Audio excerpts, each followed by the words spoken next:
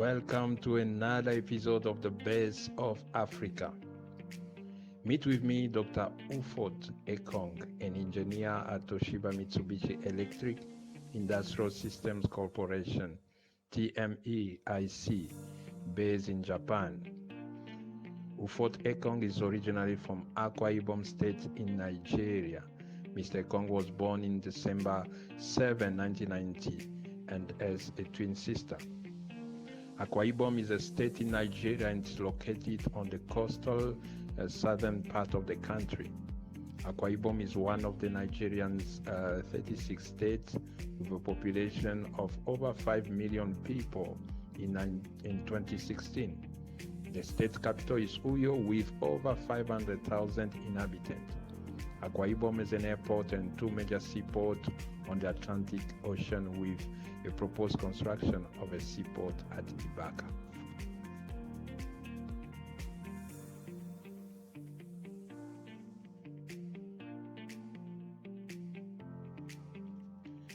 Ufot Ekong went to Japan to pursue his undergraduate degree at Tokai University. And in his first semester, he solved a mathematical equation that couldn't be solved 30 years ago. Ekong received the most prestigious award, the President Award, and became the first African in the school's history to receive that honor, in addition to graduating with the best GPA the school had seen in 5 decades. Furthermore, Ekong received the overall Best Graduating Student Award. In all, he graduated with 6 awards for academic excellence from the school, including the President's prestigious award. He went on to pursue a master's in electrical and electronics engineering and a doctorate in power electronics and motor drives, all at Tokai University. Ekong became an engineer at Toshiba Mitsubishi Electric Industrial Systems Corporation, TMEIC, based in Japan. They say, don't waste time looking at thorns or you will miss the roses. Though he encountered many challenges, Ekong never gave up to pursue his studies.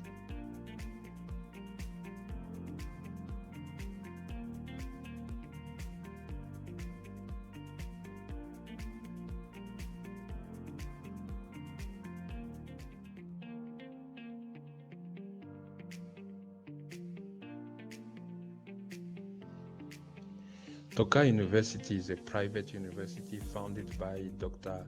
Shigeoshi Matsumae with its headquarters in Tokyo, Japan. It was accredited under the Japan's old educational system in 1946 and under the new system in 1950. In 2008, Tokai University, Kyushu Tokai University, and Hokkaido Tokai University were consolidated and reorganized into Tokai University. The Tokai University educational system is one of the largest general education and research institutions in Japan. Today, Tokai University holds its headquarters in Yoyogi, Tokyo, with 8 campuses all over Japan, and 21 schools and faculties make up approximately 80 departments, majors, and programs, with its graduate school offering 21 courses, and the total student enrollment for both undergraduate and graduate is approximately 30,000, including 775 international students as of 2017.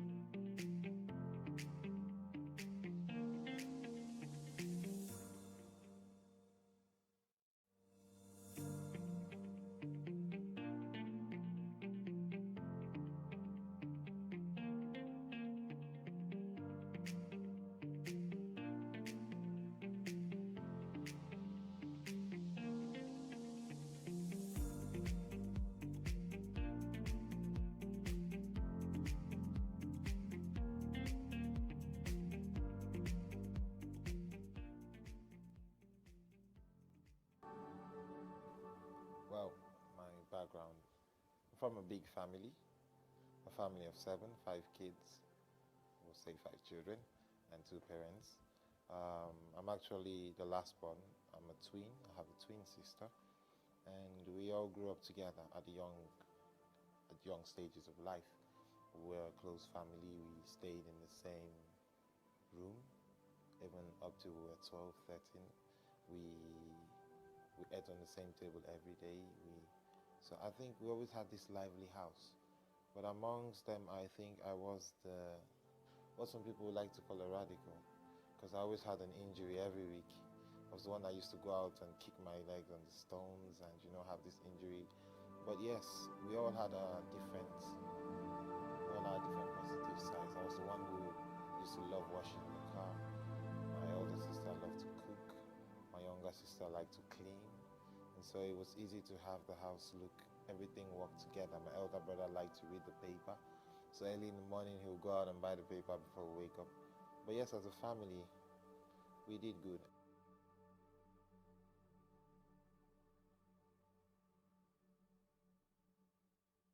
Well, the memories that I look back today, I smile, I laugh about. But when they happened, they were bad. They were like horror movies. I mean, I got into Japan. To start with, I booked the wrong flight. So just imagine if you were going to Lagos and you booked a flight to Enugu.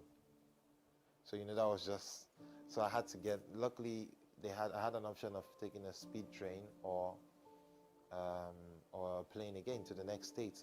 But here, where I got to, nobody could speak English and I couldn't speak Japanese. That was number one. So it took me like 3 hours just to find out how to reroute myself to where I was going. And this was after I had come through a 24-hour flight. So altogether, getting to the international dormitory, it took me at least 50 hours. No sleep, no shower, less food, because I didn't even know how to change money. That's how bad I only had dollars on me, so I couldn't even change the money to yen. And so when I got to Tokyo, there's a station called Shinjuku Station. It's the busiest station in the world. You have at least 500,000 people walking past in 10 minutes. So everybody's moving, and I'm the only one standing in the middle, stranded. So there was this security who knew a little English and helped me get my way. That was just the first day, that was how bad it was. I already felt like, man, this thing is going to be impossible, man. I have to go back home. I was discouraged the first day, to be honest with you. And then things like that always happen. A lot of stuff like that. That I look back today and say, oh yeah, that was a funny experience. But that time, nah. I didn't like it at all. It was bad.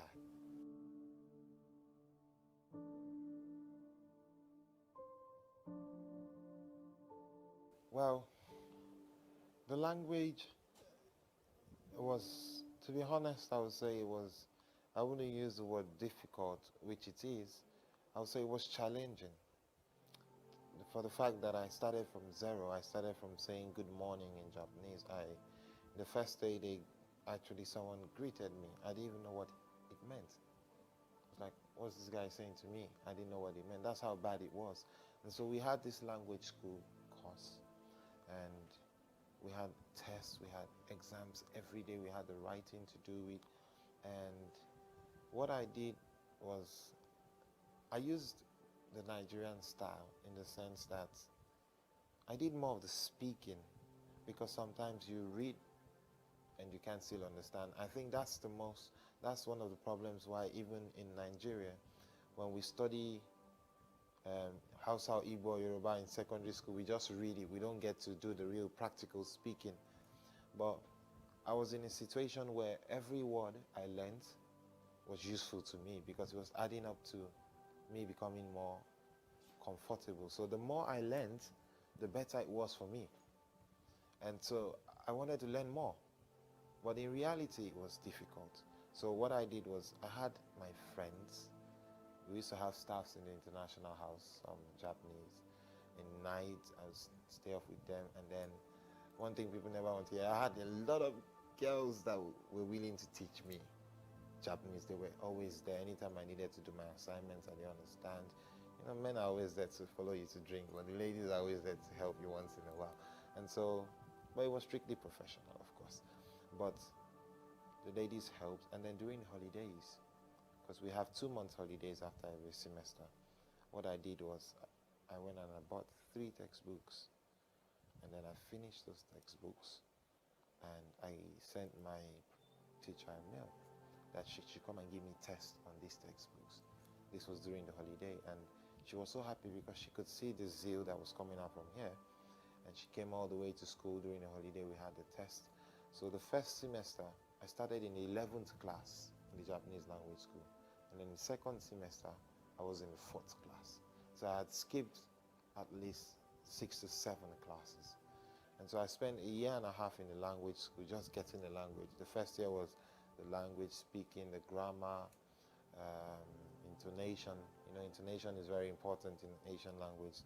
And then the last half of a year, from the 1.5 years I spent there, was basically doing mathematics, physics, chemistry in Japanese, because when you get into university, you have to get familiar. And those who wanted to study banking, who were from other countries, were studying economics in Japanese. And because the words are different, you know, in every language when it comes to economic, or even in how you say calcium or how you say force, you have to study those deep things. But the good thing about engineering is formula is formula anywhere you go in the world, you know. The name might be different, but when you write the formula, you know what they're talking about. And that was something that helped. But yes, the language barrier was there. And I think the hardest part of language barrier was not just interacting with people, but not being able to buy or shop what you want to shop, eat what you want to eat. It's like being in a prison in another country. You know how it feels when you cannot say what you feel. Someone is telling you to do this, but this is like you want to say, this is how I feel about this, when you can't express yourself. And so I know a lot of people who quit at that stage, who came from countries like Saudi Arabia. They said, man, I can't keep up with this.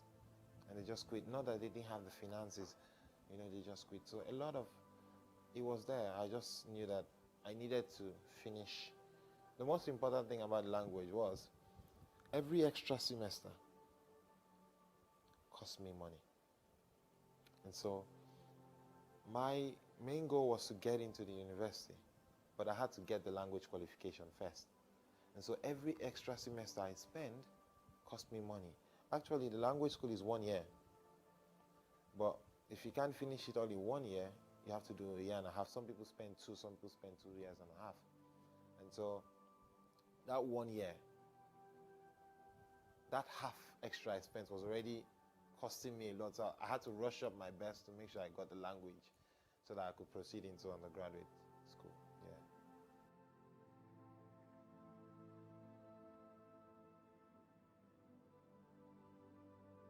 Yes, they were. Tokyo is the most expensive city in the world.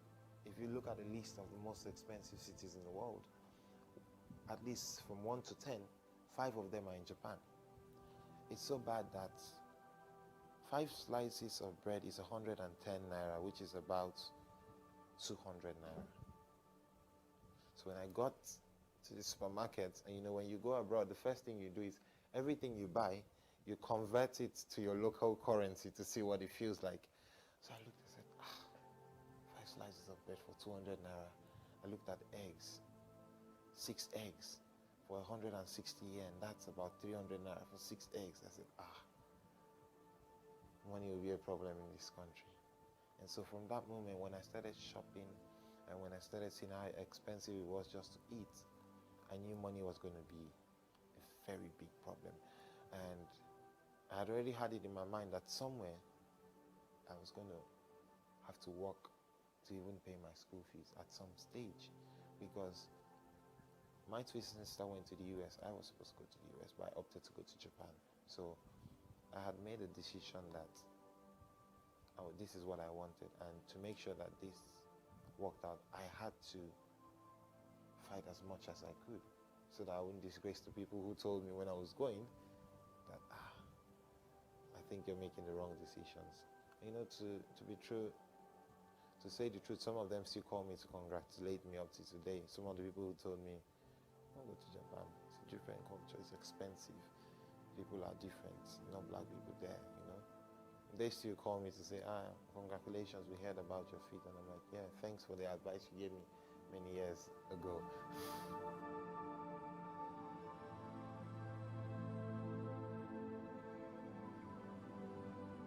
Yes, I had to get a job. I had to get a job sounds a little bit lightly. I wouldn't have been able to live without a job with a source of finance because I wasn't getting money from Nigeria or any other place.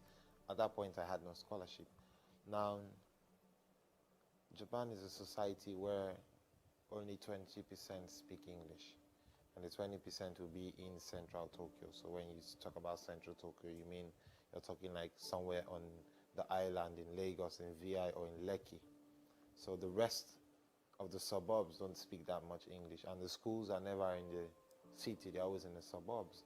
Now, to get a job, you need to have a high level of Japanese proficiency.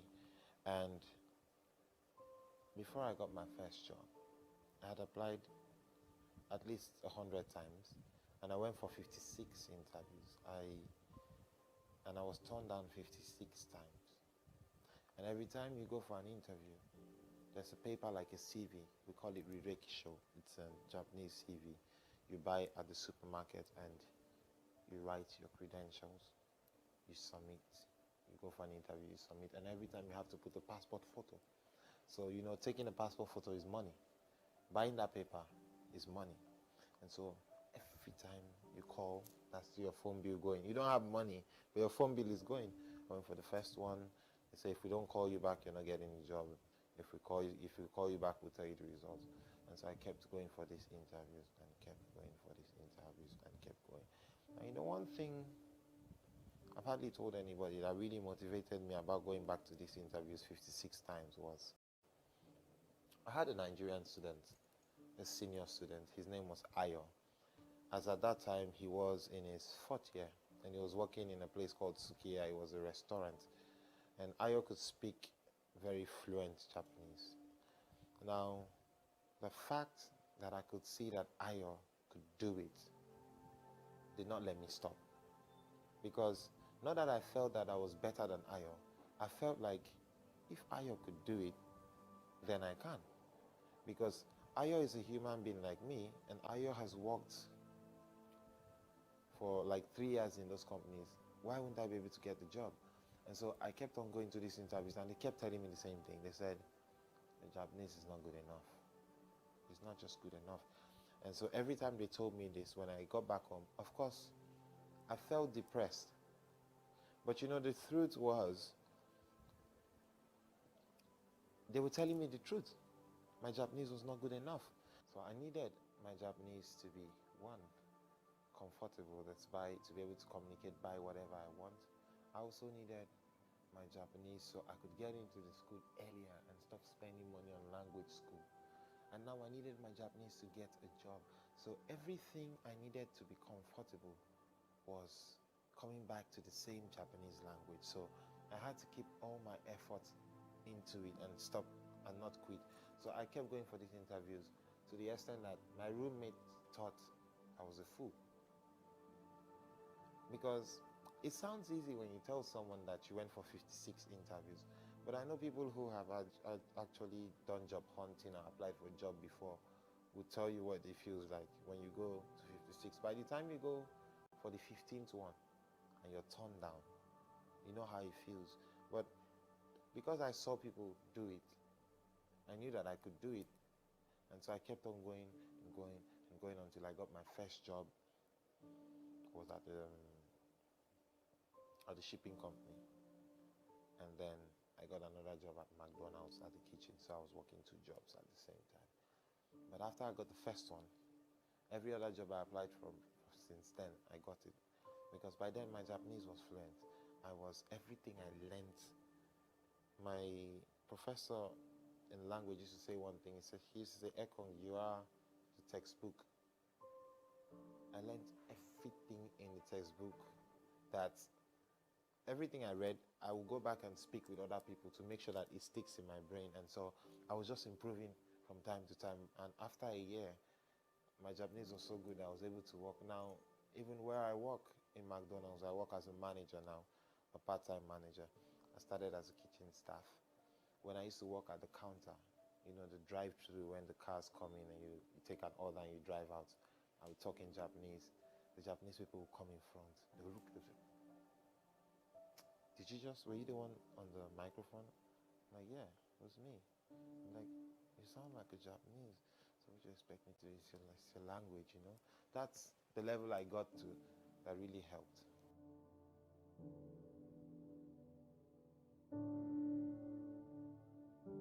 Well, I think I've come very far away in terms of engineering. We've gone through undergraduate, we've had the experiments, the practicals. From our third year, we started research. I build things, I do some patents, a lot of things. Some are confidential, some are not, and I think I've reached the point where I've reached stage 2 of my goal. My initial goal was to get a PhD in electrical electronics engineering, which you have to pass through undergraduate, master's, and then your PhD. I'll be finishing my master's next year in September, but it's actually a combined course with the PhD, and then I have 3 years after that. But yes, I've come a far way. Up to date, I've already gone 7 years and I have 3 years ahead. But I think the way I think, the way I see things, the way I judge, the way I criticize has changed a lot. I wouldn't say education has changed me. Yes, education has changed me. I think that my way of thinking, my lifestyle has changed as an engineer.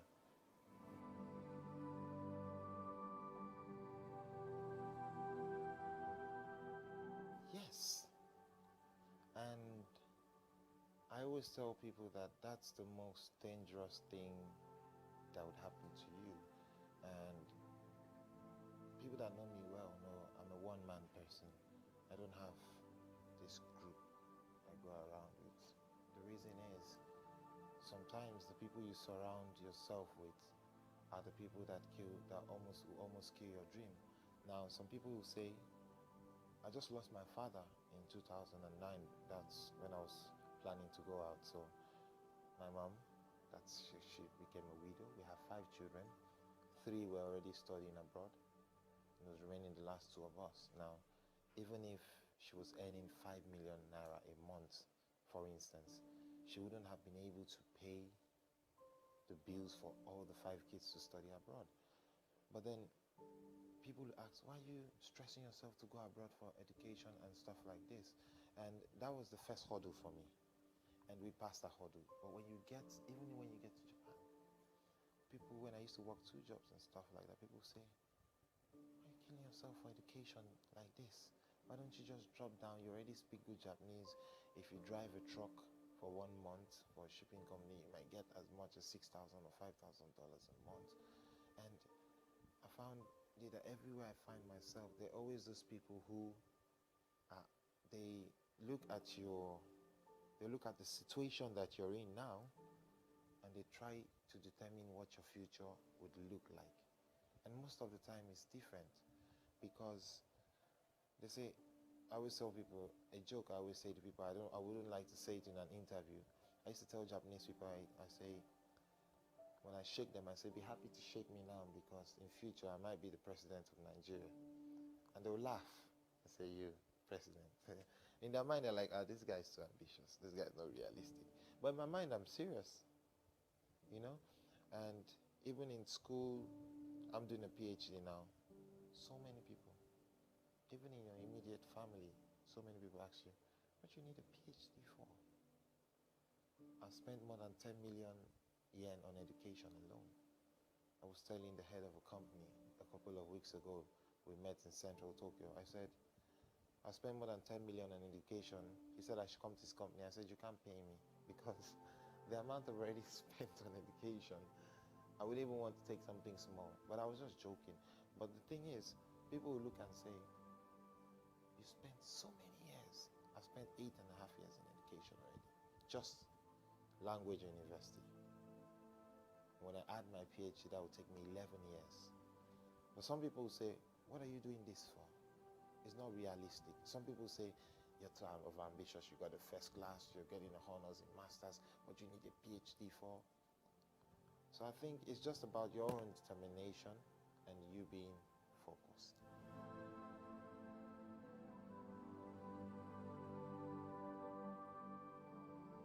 Now, in terms of scholarships, like I said before, I was working so many jobs and I knew I couldn't sustain myself with this for too long. I was getting tired, I was having back pains, I was having so much on my mind.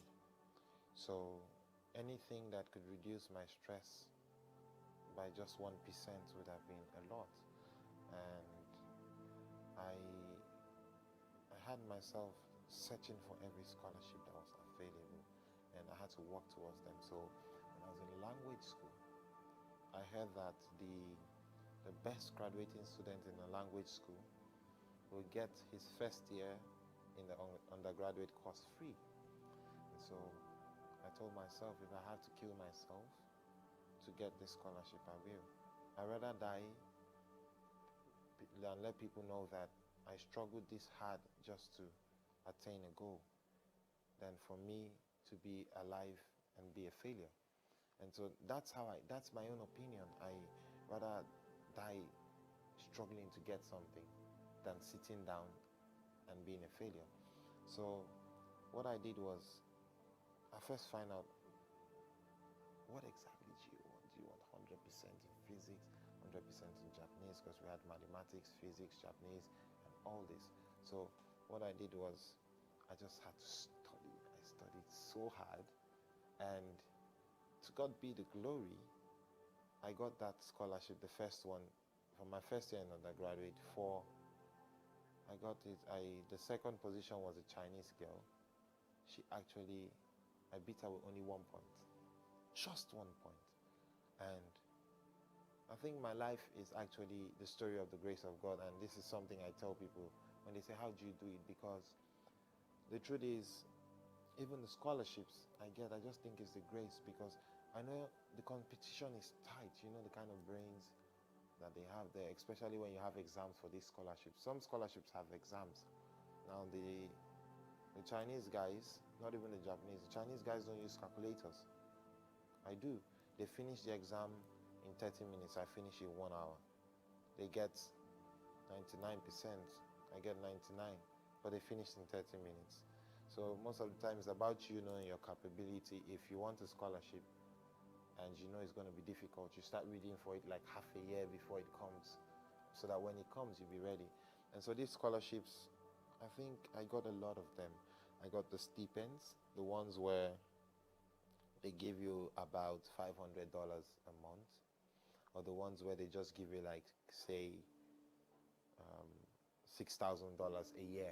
It just comes once, and you do what you want to do with it. Or the ones that come every month, like a stipend.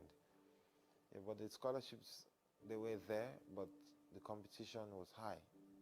Imagine a scholarship where they only give 3 people and 850 people are applying. And the criteria for for applying is that you are on GPA out of 4 above 3.5. That's already a first class, in your third year.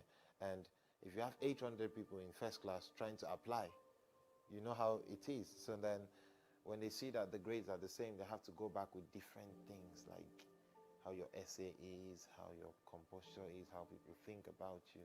And so scholarship was always there, but the competition was tight.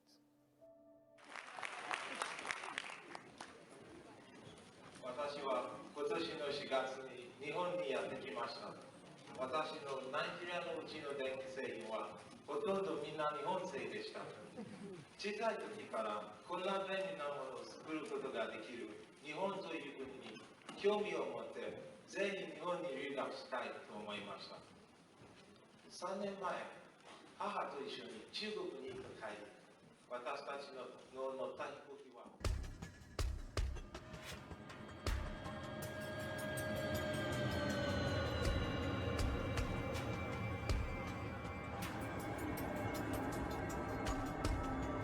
突然パイロットからアナウンスがありました。ただいま Enjoy your time at Tokai University. Time is limited. Make sure you join circles, clubs, projects, school festivals. Do as many things as you can. Get to know people, get to make new friends, build a network around yourself. I know that school life could be very, very challenging. Exams, research, part-time jobs and whatnot. But in the midst of this, try as much as possible to get some fun. Tokai University has alumni from all over the world, from every continent of the world, waiting for you outside. Go, Tokai! Thank you for watching. See you next time on BCT.